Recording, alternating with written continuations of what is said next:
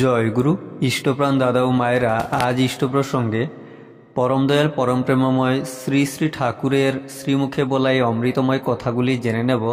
খুবই গুরুত্বপূর্ণ এই ভিডিওটি। অসুখ বিসুখ এড়াতে হলে কি করণীয়?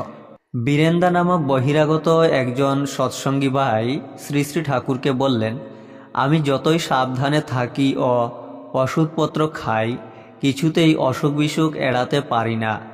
এর কারণ কি এবং কিসে এর প্রতিকার হবে আপনি যদি বলে দেন, তাহলে আমি সেইভাবে চলতে চেষ্টা করব। শ্রী শ্রী ঠাকুর বললেন, তোর অসুখটা কি?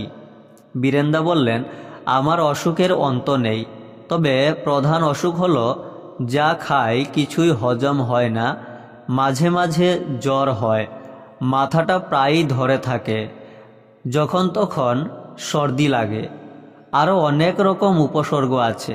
শ্রী শ্রী ঠাকুর বললেন, শরীরের সম্বন্ধে বেশি ভাববি না, খুঁতে ভাব থাকলে তাতে শরীর আরও বেশি খারাপ করে। আর সব সময় খিদে রেখে খাবি, ভরপেট খাবি না কখনো। কোন জিনিসটা পেটে সয় নিজের মতো করে দেখে শুনে ঠিক করে নিতে হয়। কিছুতেই লোভের প্রশ্রয় দিবি না, যা সহ্য হয় না তা খাবি না। আর খাবার পর কয়েকটা করে গোলমরিচ নুন দিয়ে জল দিয়ে চিবিয়ে খাবি। থানকুনি পাতাটা রোজ সকালে খাবি। পেট ঠিক থাকলে অনেকটা ভালো থাকবি। আর পুদিনা বাটা যদি খাস, ওটা পেট ও সর্দি কাশি দুইই দেখবে। সদাচারে চলবি, যার তার হাতে খাবি না, দোকানে খাবি না। মনের ব্যালেন্স সমতা যাতে বজায় থাকে সেইভাবে চলবি।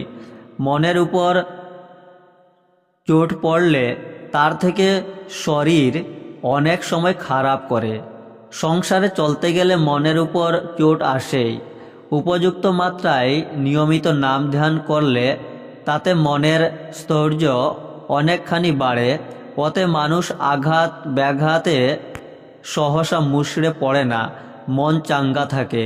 আর মন চাঙ্গা থাকলে শরীরও ভালো থাকে তাতে। আর মন চাঙ্গা রাখার পক্ষে যাজনের মতো ওষুধ নেই। যাজনে মানুষ নিজেকে ভুলে থাকে, ওতে শরীরও চাঙ্গা হয়ে ওঠে। একটা গোলাপি নেশার মতো হয়। আর সব ব্যাপারে সংযম চায়।